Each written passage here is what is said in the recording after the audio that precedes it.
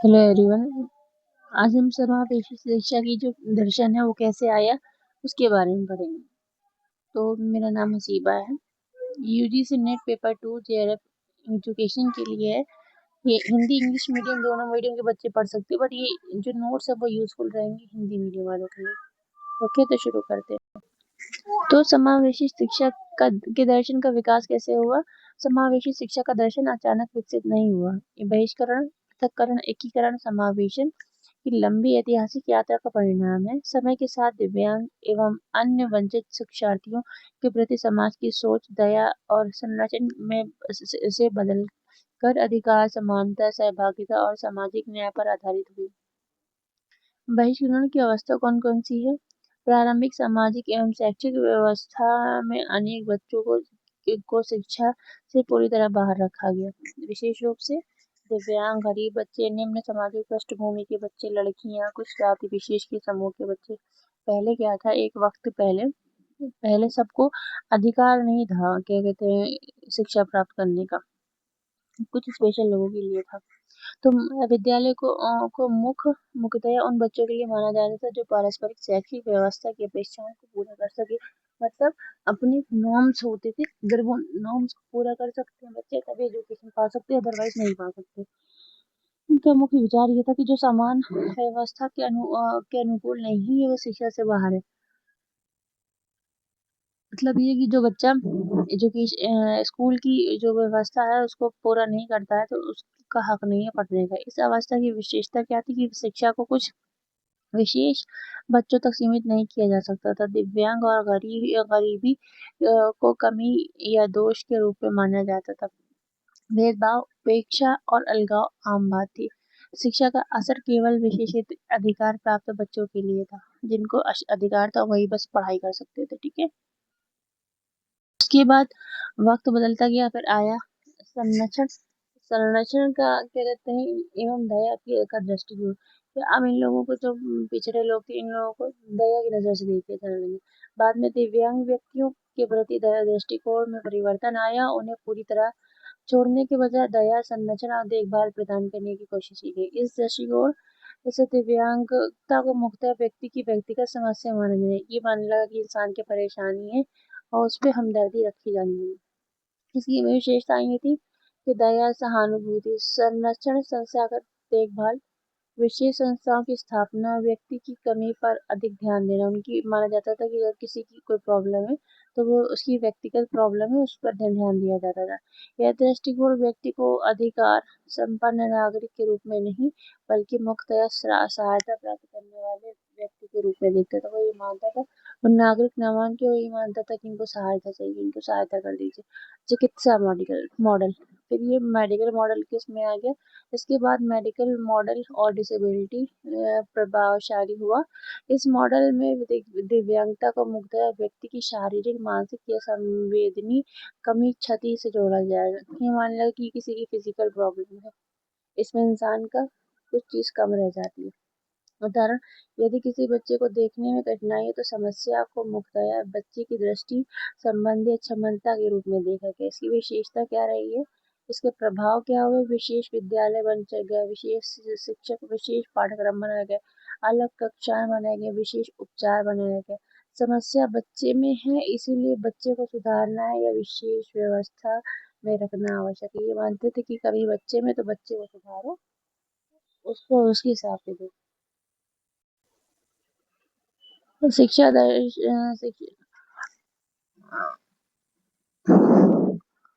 समावेशी शिक्षा के दर्शन का विकास कैसे हुआ? विशेष शिक्षा, ये अब इसके बाद जब मेडिकल मॉडल निकला है तो इसके लिए विशेष एजुकेशन या स्पेशल एजुकेशन निकल गया है। मेडिकल मॉडल के प्रभाव से स्पेशल एजुकेशन का विकास हुआ।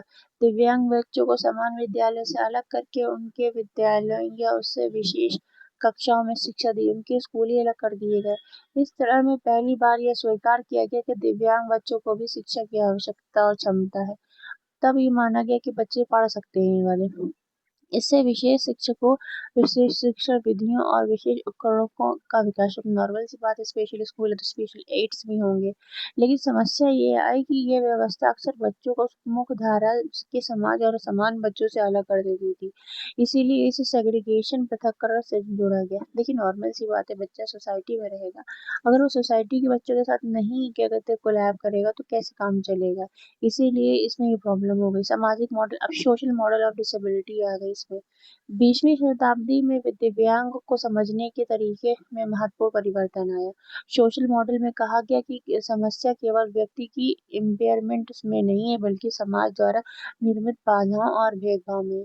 ये इंसान की जो परेशानी है वो इंसान की वजह से कम, लोगों की बनाई भी ज्यादा है। यदि कोई बच्चा व्हील चेयर का प्रयोग करता है तो विद्यालय में सीढ़ियां हैं, तो समस्या केवल बच्चों की मोबिलिटी की नहीं है। सीढ़ियों के स्थान पर रैंप का अभाव भी एक सामाजिक पर्यावरणीय बाधा है। अगर इंसान कुछ चल नहीं सकता तो उसके लिए वो व्हील चेयर ले लेगा, जब लेकिन व्हील चेयर में तब यूजफुल होगा ना जब रैंप होगा। वो चढ़ ही नहीं पाएगा तो कैसे आगे बढ़ेगा।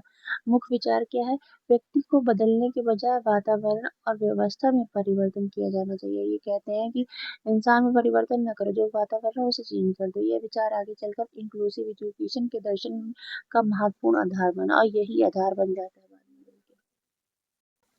में। सामान्यीकरण, इसके बाद नॉर्मलाइजेशन की अवधारणा विकसित हुई।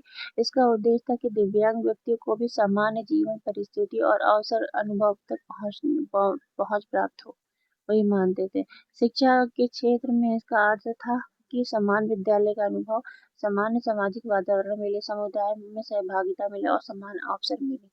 इससे विशेष विद्यालयों को आगे बढ़कर मुख्यधारा की शिक्षा की ओर विकसित हुआ। ठीक है। एकीकरण, इंटीग्रेशन या मेन स्ट्रीमिंग क्या होती है। अब इसके बाद इंटीग्रेशन या मेन स्ट्रीमिंग की अवधारणा विकसित हुई। इसमें दिव्यांग बच्चों को समान विद्यालयों में प्रवेश दिया जाने लगा, लेकिन यहाँ एक महत्वपूर्ण बात ये थी कि बच्चे को मौजूदा विद्यालय व्यवस्था के अनुसार स्वयं को समायोजित करना पड़ता था।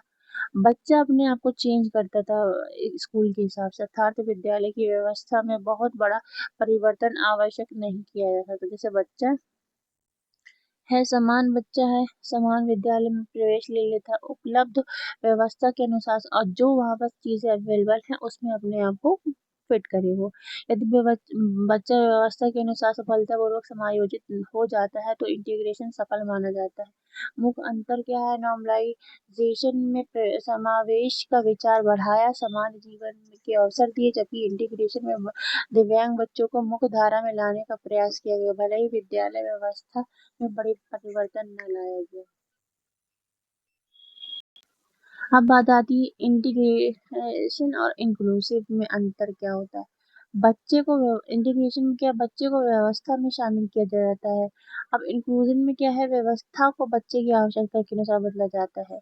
एडेप्टेशन का भार अधिकतर बच्चे पर रहता है और एडेप्टेशन की जिम्मेदारी व्यवस्था पर होती है।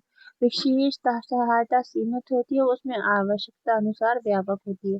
बच्चा विद्यालय में आए, विद्यालय सभी बच्चों के लिए उपयुक्त बने तब बच्चे हैं। मुख्य धारा में प्लेसमेंट पर जोर, सहभागिता और लर्निंग पर जोर देता है। इनके महत्वपूर्ण प्रश्न क्या बन सकते हैं, इंटीग्रेशन बच्चे को मौजूदा व्यवस्था में समायोजित करना होता है। इंक्लूसिव में शिक्षा व्यवस्था को सभी बच्चों की विविध आवश्यकताओं के अनुसार बदलना होता है। इंक्लूसिव एजुकेशन अब यहाँ से पैदा हुई। समावेशी शिक्षा, समावेशी शिक्षा का आधुनिक दर्शन समानता, अधिकार, सहभागिता, विविधता और सामाजिक न्याय पर आधारित है।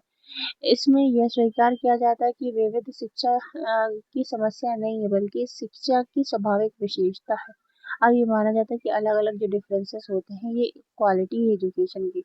समावेशी शिक्षा का उद्देश्य प्रत्येक बच्चे को उसकी क्षमता के अनुसार सीखने और आगे बढ़ने का अवसर मिलना चाहिए। विद्यालयों को इस प्रकार विकसित किया जाना चाहिए कि वो सभी बच्चों के लिए सीख सके, यहाँ पर सभी की सहभागिता हो, भेदभाव ना हो, आवश्यक सहायता उपलब्ध हो, प्रत्येक बच्चे को क्षमता विकसित होनी चाहिए। समावेशी शिक्षा का लक्ष्य क्या है कि समान अवसर, पूर्ण सहभागिता, सीखने का अधिकार और सामाजिक न्याय की स्थापना। अब बात करते हैं राइट बेस्ड अप्रोच या अधिकार आधारित दृष्टिकोण। समावेशी शिक्षा के विकास में एक बड़ा परिवर्तन यह था कि शिक्षा को दान या सुविधा के बजाय अधिकार के रूप में, अब क्या है आजकल की जो एजुकेशन है इसमें बच्चे का फंडामेंटल राइट माना जाता है।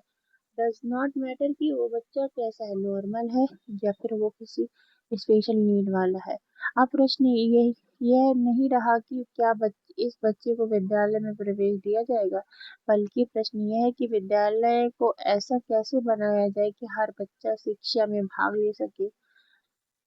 एजुकेशन क्या है? राइट। शिक्षा प्रत्येक बच्चे को मौलिक अधिकार है, किसी की कृपा या दान नहीं है, ये मानता है। और inclusion, right to participation without discrimination, हर बच्चे को बिना किसी भेदभाव की शिक्षा में भाग लेना का अधिकार है। अधिकार आधारित दृष्टिकोण की विशेषता क्या है? शिक्षा एक मौलिक अधिकार है, समान अवसर, न्याय की सुनिश्चितता है, ये न्याय है इंसान के साथ। विद्यालय की जिम्मेदारी है कि सभी के लिए उपयुक्त वातावरण व्यवस्था बनाए, भेदभाव, बहिष्कार और असमानता को समाप्त करे, सभी बच्चों की गरिमा, सहभागिता और विकास को सुनिश्चित करे। अब शिक्षा का लक्ष्य है कि हर बच्चे को अधिकार के साथ शिक्षा में शामिल करना, उसे सफल बनाए रखने के लिए व्यवस्था को बदलना। अब देखिए यहाँ तक राइट, अब अधिकार आधारित दृष्टिकोण आ चुका। अब अधिकार दिलाने के लिए अलग अलग क्या कहते हैं वो बनेंगे, एक्ट बनेंगे। अब कौन कौन से एक्ट आए हैं इंक्लूसिव एजुकेशन के लिए या डिसेबिलिटी के लिए, अब हम उनके बारे में, इसका जो थ्योरी पोर्शन है अब हम यहाँ तक ले आए हैं कि अब जो हमारा अधिकार है, अब अधिकार हमको किस कौन कौन से एक्ट से मिला है, आगे आने वाले वीडियो में हम ये पढ़ेंगे। अगर आपको मेरा वीडियो अच्छा लगा, मेरी बात समझ आई, तो आप लाइक कर सकते हैं और मेरा चैनल सब्सक्राइब कर सकते हैं। Thank you so much.